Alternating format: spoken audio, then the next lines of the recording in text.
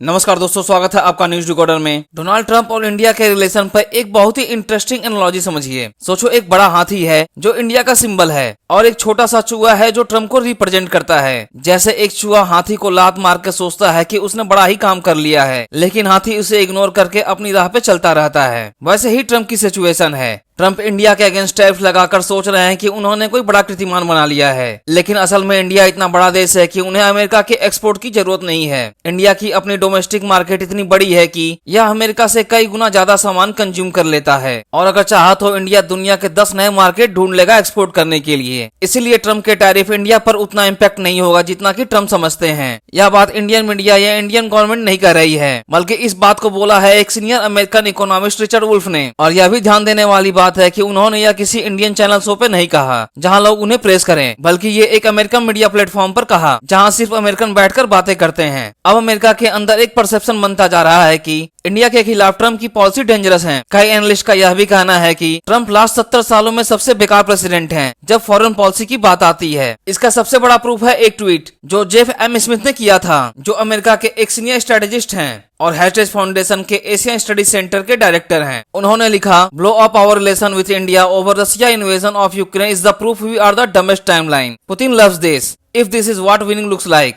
I would rather lose. इसका simple मतलब यह है कि अगर यह जीत है तो मैं हारना पसंद करूंगा। यह स्टेटमेंट दिखाता है कि अमेरिका के अंदर खुद एक्सपर्ट ट्रंप की फॉरेन पॉलिसी का मजाक उड़ा रहे हैं, और बात सिर्फ स्ट्रेटेजिस्ट तक सीमित नहीं है। अमेरिका की कुछ पावरफुल कम्युनिटीज भी ओपनली ट्रंप की इंडिया पॉलिसी का विरोध कर रही हैं, जैसे कि ज्यूज कम्युनिटी, जो अमेरिका में क्रिश्चियन कम्युनिटी के बाद सबसे इन्फ्लुएंशियल है। यह लोग ओपनली कह रहे हैं कि ट्रंप के एडवाइजर जैसे कि पीटर नवारो इंडिया के अगेंस्ट जो गंदी लैंग्वेज यूज कर रहे हैं वो फुलिश है और अमेरिका के लॉन्ग टर्म इंटरेस्ट के लिए खतरनाक है। उनका कहना है कि इंडिया एक ऐसा देश है जो हमेशा मुश्किल घड़ी में दोस्त के साथ खड़ा होता है। ऐसे देश के साथ घटिया लैंग्वेज यूज करना एक चाइल्डिश है, बल्कि डिप्लोमेटिक ब्लंडर भी है। और सच यह है कि इंडिया एक टाइम टेस्टेड एलाई है, चाहे अमेरिका हो या यूरोप। इसीलिए इंडिया के अगेंस्ट ऐसी पॉलिसी चलाना सबसे बड़ी स्टुपिडिटी है। अब इंटरेस्टिंग बात यह है कि सिर्फ स्ट्रेटेजिस्ट और कम्युनिटी ही नहीं, बल्कि पॉलिटिकल लीडर भी ट्रंप की इंडिया पॉलिसी को क्रिटिसाइज कर रहे हैं, चाहे वो डेमोक्रेट्स हों जो आमतौर पे इंडिया के अगेंस्ट समझे जाते हैं, या फिर रिपब्लिकन खुद। दोनों तरफ से ट्रंप की पॉलिसी की कड़ी आलोचना हो रही है।